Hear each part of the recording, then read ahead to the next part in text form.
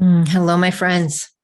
I'm going to put some extra content up here for you guys today. I've been saying for the last few days I was going to do this over on YouTube, but you guys get it ahead of time, like way ahead of time, a few days. I'm going to talk about Mars in Capricorn, and we'll put up some charts and talk about some of the significance of what's going on with Mars in Capricorn. And the reason I am going to talk about it is because Mars is in its exaltation there. And I find that it is, to me personally, the drive behind Mars in Capricorn is absolutely fantastic. It is very different with Mars in its rulership and its modern rulership of Aries, because Mars in Aries is fantastic too in its own way. It's a go-getter. It is inspirational. If you have Mars in Aries, or when Mars is in Aries in the sky and activating the Aries part of your chart, we usually do feel quite impulsive to start new things, to inspire others and whatnot. It will vary from person to person, depending on how connected you are to your own Aries. But what we have now, it's exaltation, meaning the second favorite sign that it wants to be in, the second best way that it will work. Mars, each planet has its own definition and what it's all about. And I just mentioned what Aries and what Mars in Aries is about, and that is pure Mars. But now you put Mars into another zodiac sign, any of the planets into other zodiac signs, they must filter their activity through that sign, through the qualities of that sign. All right. So Mars, take your notes. Mars is action. It's being impulsive. It's being a leader. It's being inspirational. It's being focused on what it is. I just want to go do this. It's I am. And so that's Mars, just in a nutshell. Open up your beginner books if you have that, or advanced books, and do more research to get extra keywords for Mars that resonate with you. So now Mars has to take all of the energy that it knows it is, all of the activities and all of those keywords of who Mars is, and it has to filter it through Capricorn. So what is Capricorn? And it's exalted in this sign. So I'm going to make sure I read my notes, because I wrote a whole bunch of stuff out. I don't want to miss much. I always think of something after we're done. It's just the way it is. There's always, always more. So Mars filtering his motion, his activity, his wants, his needs through Capricorn, and it produces these things: ambition and drive, right? But it's managed and controlled, because Capricorn is an earth sign. Mars's natural impulse is fire. So Mars in Capricorn, we are going to be determined, very think things out, methodical. We're going to be looking at, what is that? That's discipline. So we're going to be very disciplined to accomplish whatever we're going to accomplish. I'm going to give us dates and times too, and I have some charts to share with us. This will be a few minutes here, this little video. So we're logical, we're practical, we want to strategize. Mars is stirring up that Capricorn area of your chart. And so let's work with that. Let's say, all right, even though as of February 3rd, I always push it to the next day, because Mercury has done its retrograde. Venus has done its retrograde at the time of this recording, which is on January 29th. So we have no more retrograde planets as of February 3rd. However, we still have both of those, Mercury and Venus, have to retrace their steps. So as they're retracing their steps, we're going to be, redoing things that we've already, witnessed two times already. This is the third time around, while simultaneously Mars is moving through Capricorn and is giving us opportunities to work, to focus on accomplishing chores or tasks or projects or whatever is on your to-do list, whatever it is that you want to push forward with, not push against, but move forward with. Let's see. So building structures, ambitious, strategizing. What else do I have to say here? Those are great, great keywords. So it's quite productive and we're very much ready for this period in time. Now, Mars, excuse me, spends 41 days approximately in the sign of Capricorn. I counted 41, it could be 40. Venus retrogrades for 40 days. It's interesting, that number comes up a lot. It's dry in here. My throat gets a little scratchy. It's dry everywhere, right? Heat's on. We're in the middle of a blizzard. It's still mess out there. We got 6 hours to go. Mars is in the sign of Capricorn from January 24th till March 6th. So again, it counts 41 days, but I think with the hours, it's actually 40. So anyways, that is interesting. So we have, from the time that Mars entered Capricorn, I'm going to show you some charts now. Let's get to those charts. That's not the charts. Here's the ingress of Mars into Capricorn. I want this chart up. Hopefully I moved my face over. Hopefully it went over. This is the ingress of Mars into Capricorn. So since it's been in the latter part of Sagittarius, I want you to see over here, it's been out of bounds for a while. And when Mars is out of bounds, it acts, it has more intensity to it and more, we're able to channel more of what Mars in Capricorn is about. And I just told you what it's about. Okay. Strategizing, being practical, being steadfast, being disciplined, being structured, building stability. It's all of those things. And whatever else I just said. Always more comes through, always more comes through. So this is a perfect time for us to follow through on projects that we want to do. So this is the first moment of Mars entering Capricorn. It was Monday, January 24th. All right. That's what that looks like. All right, I have a few charts up, so let me just X out of everything and just start fresh. All right, I want to look at March 16th. So I will tell you, Mars has been out of bounds for quite some time in Sagittarius. I don't want to go back that far. I just want to talk about Mars and Capricorn. And it comes back in bounds on February 12th. So as it's been out of bounds, and especially in the sign of Capricorn, out of bounds in Capricorn, January 25th. Look at the 24th. January 24th, out of bounds until we get to where we are now. Let's go back. Forgive me, I'm bouncing around. There it is, chart number 7.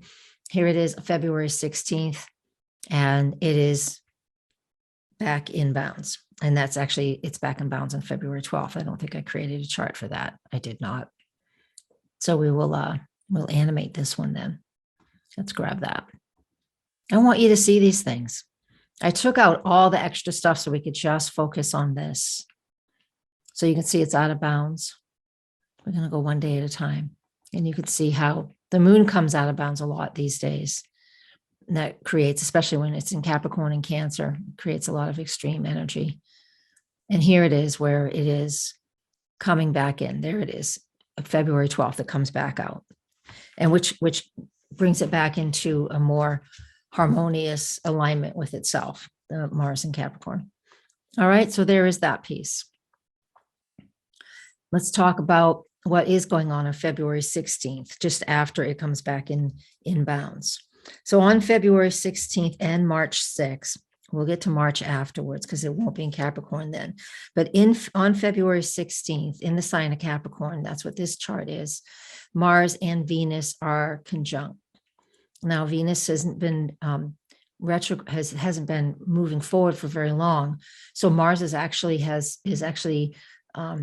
from our perspective here, it's that optical illusion. Mars is actually moving faster than Venus right now. even though Mars is further away than Venus is from the Earth.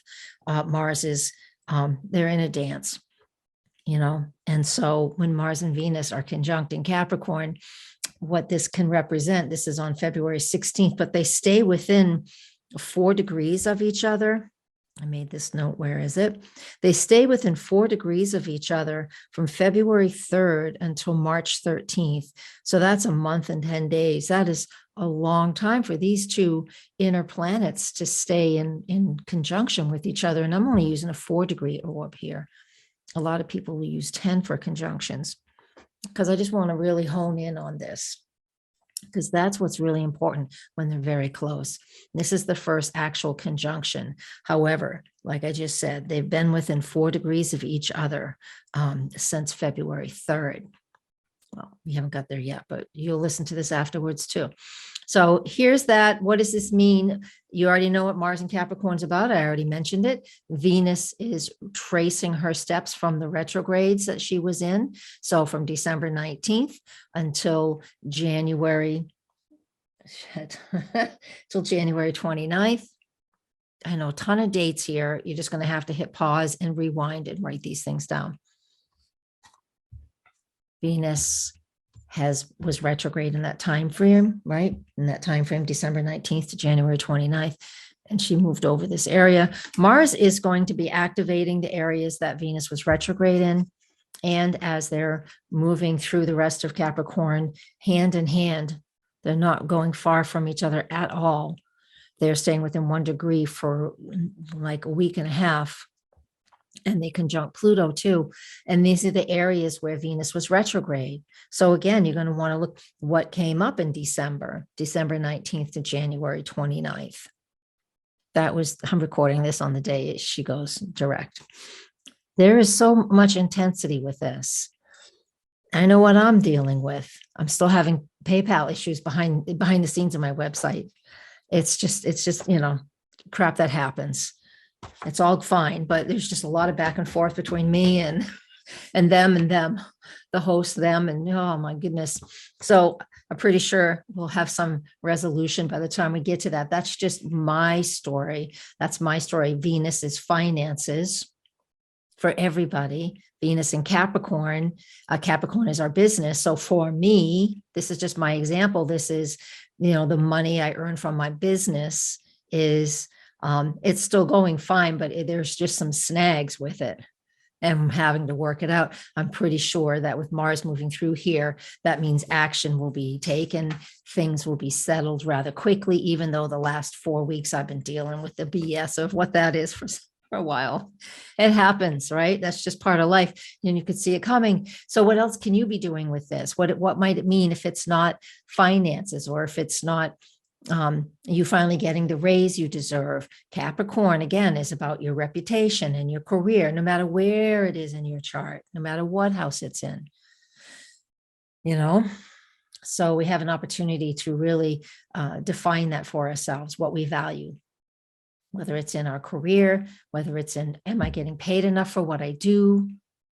Those kind of things. And I mean, that's been going on in the world at large as well, but let's just bring it back to you.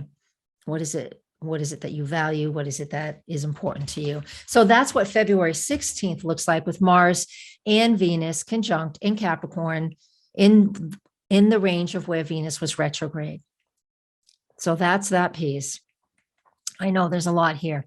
Here's March 3rd. So what's going on here on March 3rd in Capricorn is Venus and Mars are split by Pluto. So it depends on the time of day, This is March 3rd. I'm going to pull up the ephemeris here and see what exactly it looks like. For those of you in the weekly forecast, we'll go deeper into this. But yeah, on March 3rd, Mars conjuncts Pluto at 3:43 in the morning, and Venus conjuncts Pluto at 12:56 in the afternoon. That's Eastern time, March 3rd, just after a new moon in Pisces.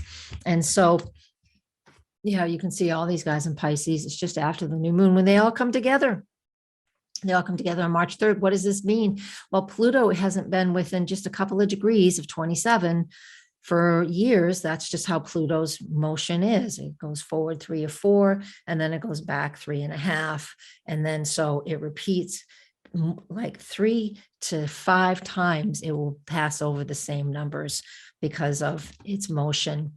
It's the science. However, we're pretty used to that by now. So Pluto represents the deep transformation. Oh my God, the deepest things that are going on in your life that are coming to the surface. What do you need to release and shed? I got my mala beads. I'm starting a Ganesh. A Ganesh is the remover of obstacles. So I'm starting that. It's a 40-day thing, 40 days, 40 nights. Just started that just to release some things that I know I need to release around my own security, Capricorn, my own finances, Venus, my own action, Mars, right? My own action in my own career. This is how we use this because it's all Capricorn energy. And, you know, for me, it's all happening in my 10th house of Capricorn. So that's the plain theme for me. The house it's happening in you, you look it up for yourself around where the very end of Capricorn is in your astrology. Could be in a different house. That will add more content to the information of that. So find out where that is. And on this platform, if you're on Patreon watching this, there's free content in how to find where things are in your houses, you know, what house is and what the houses mean. Go find that. All right. What else do I want to talk about? That's March 3rd. And then let's get to when Mars leaves Capricorn. And this is the day that Mars leaves Capricorn. Look at this. I don't have the ascendant and midheaven in here because we all live somewhere in the world. You know, I have people over in the UK and people down in Australia. So, and both coasts of the United States. So, and in the middle. So I don't put that in there.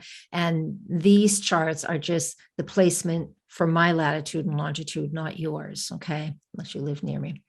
But just clarifying that, I always talk about that. Here's pretty much the moment. It's not quite, but it's close to when Mars enters Aquarius. And, you know, Mars and Venus just come in together.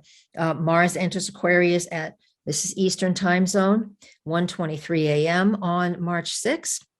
And then Venus enters Aquarius at 1:30 a.m. on March 6th. And then they conjunct at 2:12 a.m. on March 6th. All right. Here it says it's 2:59. However, it's not. Let's animate this. I want to make sure I've got it here at 2:12. We're going to go back to 2:12 and just see if that's true. Let's make sure. 2:12. Yes, that's when because they pace each other.